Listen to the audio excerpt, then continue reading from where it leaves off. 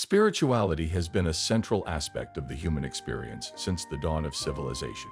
It has inspired great works of art, fueled social movements, and shaped the course of history. Yet, despite its profound influence on our lives, spirituality remains a complex and often misunderstood phenomenon. At its core, spirituality is a neutral force, neither inherently good nor evil. Like any tool or technology, it can be used for either positive or negative ends, depending on the intentions and actions of those who wield it. This dual nature of spirituality is reflected in the wisdom traditions of the world. From the ancient mystery schools of Egypt and Greece to the shamanic practices of indigenous cultures. In the Hermetic tradition, this duality is expressed through the principle of polarity, which states that everything in the universe has its opposite. Light and darkness, good and evil, masculine and feminine.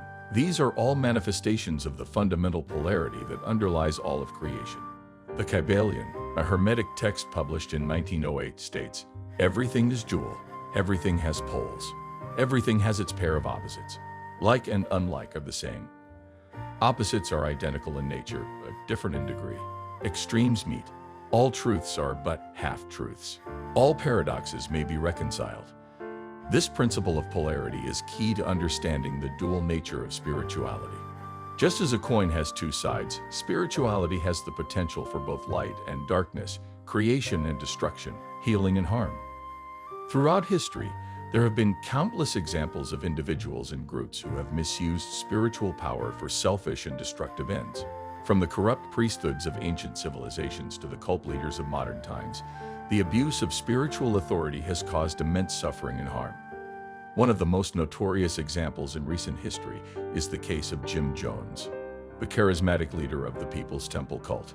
Jones used his spiritual authority to manipulate and control his followers, ultimately leading them to a mass suicide in 1978 that claimed the lives of over 900 people. In his sermons, Jones often spoke of the power of faith to overcome all obstacles, including death itself.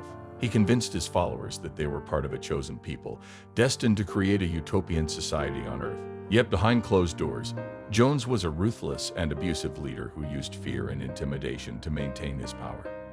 The case of Jim Jones is a stark reminder of the dangers of unchecked spiritual authority and the importance of critical thinking and discernment in spiritual matters.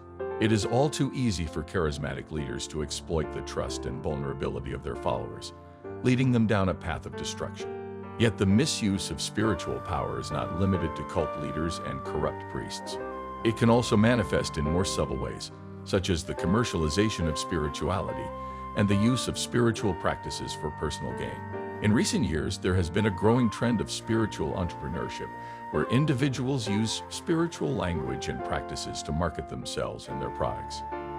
From manifestation coaches to crystal healing influencers, the spiritual marketplace has become a multi-billion-dollar industry. While there is nothing inherently wrong with offering spiritual services or products, there is a danger of spirituality becoming just another commodity to be bought and sold.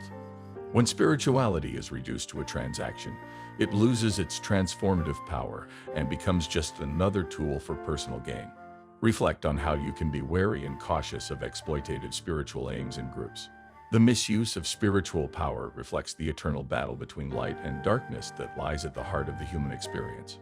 This battle is not only external but also internal, as each of us must choose whether to align ourselves with the forces of creation or destruction.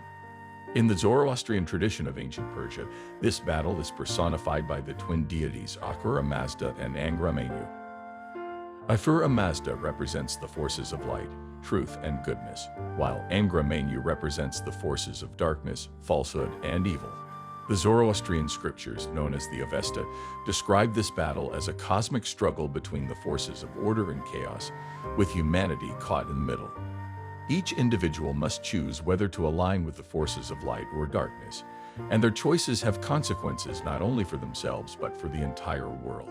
This idea of a cosmic battle between good and evil is found in many other wisdom traditions as well. In the Judeo-Christian tradition, it is represented by the battle between God and Satan, while in the Islamic tradition, it is the battle between the forces of Allah and Shaitan. Though these traditions may use different language and imagery to describe this battle, they all point to the same fundamental truth. The choices we make in our spiritual lives have profound consequences for ourselves and the world around us. When we align with the forces of light, we become channels for healing, compassion, and transformation. We become a force for good in the world, working to create a more just and harmonious society. However, when we align with the forces of darkness, we become agents of destruction and suffering. We become trapped in cycles of greed, hatred, and delusion, causing harm to ourselves and others. The key to navigating this battle is to cultivate discernment, self-awareness, and humility. We must be willing to look honestly at our motivations and actions and take responsibility for the consequences of our choices. The path of the spiritual warrior is one of courage, compassion, and service. It requires us to confront the darkness within ourselves and the world around us, and to work tirelessly to transform that darkness into light. In the Buddhist tradition, the spiritual warrior is known as the Bodhisattva, a being who has dedicated their life to the liberation of all sentient beings from suffering. The Bodhisattva vow, taken by many Buddhist practitioners, states, "Sentient beings are numberless. I vow to save them. Delusions are inexhaustible. I vow to end them. Dharma gates are boundless. I vow to enter them. The Buddha way is unsurpassable. I vow to embody it." This vow encapsulates the essence of the spiritual warrior's path. It is a path of selfless service, of putting the needs of others before one's desires and attachments. It is a path of constant learning and growth, continually deepening one's understanding of the nature of reality. To walk this path requires great courage and perseverance. It means being willing to face one's shadows and limitations and to work tirelessly to transform them. It means being willing to stand up against injustice and oppression, even in the face of great adversity. Yet the rewards of walking this path are immeasurable. By aligning ourselves with the forces of light and working for the benefit of all beings, we tap into a source of boundless energy and inspiration. We become a force for healing and transformation in the world, discovering a sense of purpose and meaning that goes beyond our individual lives. In the words of the Bhagavad Gita, one of the most sacred texts of Hinduism, "Better is one's dharma, though imperfectly performed, than the dharma of another well performed. Better is death in the doing of one's dharma. The dharma of another is fraught with peril." This passage reminds us that the path of the spiritual warrior is not about perfection, but about authenticity and integrity. It is about staying true to our unique calling and purpose, even in the face of challenges and setbacks. Ultimately, the journey of the spiritual warrior is one of love and service. It is a path that challenges us to be our best selves, live with compassion and courage, and work tirelessly for the benefit of all beings.